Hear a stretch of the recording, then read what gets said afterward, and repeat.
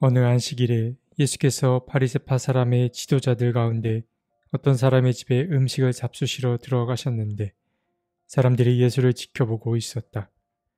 그런데 예수 앞에 수종병 환자가 한 사람이 있었다. 예수께서 율법 교사들과 바리새파 사람들에게 물으셨다. 안식일에 병을 고치는 것이 옳으냐 옳지 않느냐. 그들은 잠잠하였다. 예수께서 그 병자를 손으로 잡아서 고쳐주시고 돌려보내신 다음에 그들에게 말씀하셨다. 너희 가운데서 누가 아들이나 소가 우물에 빠지면 안식일에라도 당장 끌어내지 않겠느냐. 그들은 이 말씀에 대답할 수 없었다. 누가복음서 14장 1에서 6절 말씀. 누가복음서 14장에는 예수가 제자들에게 했던 여러 가지 말들이 등장합니다. 그 가운데 특별히 예수가 한 새로운 말들이 등장합니다. 정확히 표현하자면 새로운 말이라기보다는 새롭게 하는 말들이라고 할 수 있습니다. 예수는 잘못 끼어진 단추를 바로잡기 시작합니다. 안식일에 예수는 바리새파의 지도자 가운데 한 사람에게 초대를 받습니다. 그리고 그 집에 가서 그와 함께 식사를 합니다. 그런데 그곳에 수종병 환자 한 사람이 등장합니다. 수종병이란 질병은 신체의 특정 부위에 혈액 성분이 가득 차서 몸이 붓는 현상을 뜻합니다. 이 수종병에 걸린 사람은 끝없는 갈증에 시달리게 되는데 물을 마시면 마실수록 점점 목이 말라서 그 증세가 심해집니다. 예수님 당시에는 이러한 증상에 대한 이해가 없었기 때문에 수종병에 걸린 사람은 주로 돈에 환장한 사람을 칭할 때 주로 사용되었습니다. 그러니까 여러 가지 이유로 이 수종병은 정말 끔찍한 질병 중에 하나임을 알 수 있습니다. 그가 나타나자 율법 교사들과 바리새파 사람들은 예수를 쳐다봤습니다. 그가 어떻게 하는지를 지켜보기 위함이었습니다. 어쩌면 덫과 같은 이 상황에서 예수는 사람들에게 묻습니다. 안식일에 병을 고치는 것이 옳으냐 옳지 않으냐. 예수는 어떤 행동을 하거나 뭐라고 답하기 전에 먼저 사람들에게 묻곤 했습니다. 그러나 누구도 예수의 이 질문에 답하지 못했습니다. 만약 병을 고치는 것이 옳지 못하다고 말하면 자비와 긍휼이 없는 사람으로 비춰질 수 있었을 테고 또 고치는 것이 옳다고 말하면 아무 일을 행해서는 안 된다 라는 그 안식일 규정을 어기는 것이 되기 때문에 그러합니다. 예수는 그들의 마음을 충분히 이해하면서도 참 안타까움을 느꼈습니다. 그래서 예수는 정말 중요한 것이 무엇인지를 알려주십니다. 예수는 수종병에 걸린 사람을 고쳐주십니다. 그러고 난 다음 한 가지 비유를 들어서 이렇게 말씀하십니다. 너희 가운데 누가 아들이나 소가 우물에 빠지면 안식일에라도 당장 끌어내지 않겠느냐. 예수는 이렇게 말씀하심으로 두 가지 진실을 드러냈습니다. 하나는 율법 교사들과 바리새파 사람들의 이중성입니다. 이들은 자신과 무관한 자들을 향해서는 철저히 안식일 규정을 적용했습니다. 자신들의 이익과 무관한 일들에 관해서는 안식일에는 아무 일도 해서는 안 된다 라는 이 규정을 철저히 적용했습니다. 그러나 자신에게 손해가 되는 일이라면 그날이 안식일이라고 하여도 안식일 규정을 교묘히 어겨가면서까지 손해를 당하지 않으려 했습니다. 그러니까 예수께서 아들이나 소를 비유 가운데 등장시킨 이유는 자신과 관계된 일, 특히 자기 이익과 관련된 일에 있어서는 안식일 적용을 자유롭게 했던 이들을 꾸짖기 위함이었습니다. 그리고 예수가 안식일에 병든 자를 고치심으로 드러내고자 했던 두 번째 진실은 바로 안식일에 담긴 본질입니다. 안식일에 담긴 정신입니다. 안식일은 모든 이들이 쉬어야 마땅한 날이었습니다. 하나님께서 안식일을 제정한 것은 하나님을 예배하기 위함도 있지만 그와 더불어 노동과 쉼에서 자유할 수 없었던 이들을 강제적으로라도 쉬게 하기 위함이기도 했습니다. 그러니까 이 안식일 규정에 담긴 기본 정신은 바로 하나님의 사랑인 것입니다.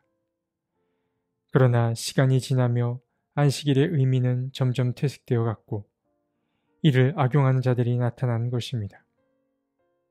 그러니까 안식일의 정신에는 사랑이 담겨 있기에 간절히 회복을 바라는 사람을 고쳤던 그 일은 안식일의 기본 정신과도 맞닿아 있다라고 볼 수 있습니다. 누가복음서에는 예수가 안식일의 병을 고친 이야기가 총 3번 등장합니다. 가장 먼저는 6장 6에서 11절에 등장하는데 예수는 안식일에 오른손이 오그라든 사람을 고쳤습니다. 이것이 첫 번째입니다. 그리고 두 번째는 13장 10에서 17절에 등장하는데 예수는 18해 동안 허리가 굽어있던 여인을 낫게 했습니다. 이것이 두 번째입니다. 그리고 마지막 세 번째가 바로 오늘 본문인 14장 1에서 6절입니다. 예수는 수종병에 걸린 한 사람을 치유해 주십니다. 이러한 예수의 행동은 율법을 완성하러 왔다라는 마태복음서 5장 17절의 이야기를 떠올리게 만듭니다. 예수께서는 내가 율법이나 예언자들의 말을 폐하러 온 줄로 생각하지 말아라. 폐하러 온 것이 아니라 완성하러 왔다라고 말씀하셨습니다. 예수는 오른손이 오그라든 사람과 허리가 굽어있던 여인, 그리고 수종병에 걸린 사람을 고치심으로 사람들의 이중성을 지적하였고 또 하나님의 사랑이 정말 어디에 있는지를 드러내 보여주었습니다. 예수께서는 이러한 일이 일어나고 나서 모든 것이 뒤바뀌어야 함을 말씀하셨습니다. 많은 것이 제자리를 찾아야 함을 강조하셨습니다. 예수는 누구든지 자기를 높이면 낮아질 것이고 자기를 낮추면 높아질 거라 말씀하셨습니다. 바로 전복입니다. 뒤집힘 말입니다. 그리고 이어서 예수는 누군가에게 점심이나 만찬을 베풀 때에 친구나 친척, 형제나 부유한 이웃을 부르지 말고 갚을 길 없는 이들을 초대하여 잔치를 베풀라고도 말씀하셨습니다. 그래야 하는 이유는 되갚을 능력이 없는 자들을 대신하여 하나님이 은총을 베푸실 것이기에 그러합니다.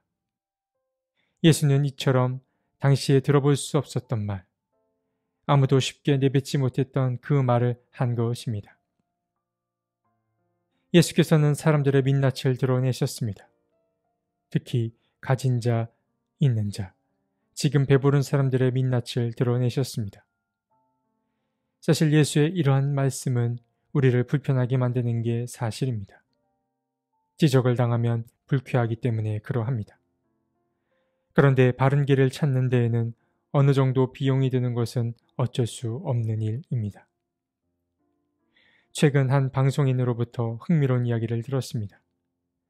사람들이 나이가 들수록 왜 성격이 이상해지는가를 생각해보자라는 이야기였습니다.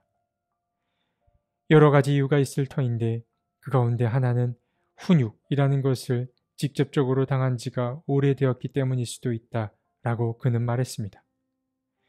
나이가 들수록 사소한 잔소리 말고 훈육에 가까운 가르침을 들을 기회가 점점 없어지는 것입니다. 그러하기에 끊임없이 자신에게 잔소리를 하지 않으면 뒤로 갈 수밖에 없다라고 그는 말합니다. 그래서 좋은 자기 개발은 먼저 자신의 인격이 뒤로 가지 않도록 하는 것이고 다음으로는 우리의 몸이 뒤로 가지 않도록 하는 거라고 그는 말했습니다. 이렇게 되기 위해서는 내가 이 사회 안에서 존재하는 방식에 대해 혼자 고민하는 시간을 많이 가질 필요가 있습니다.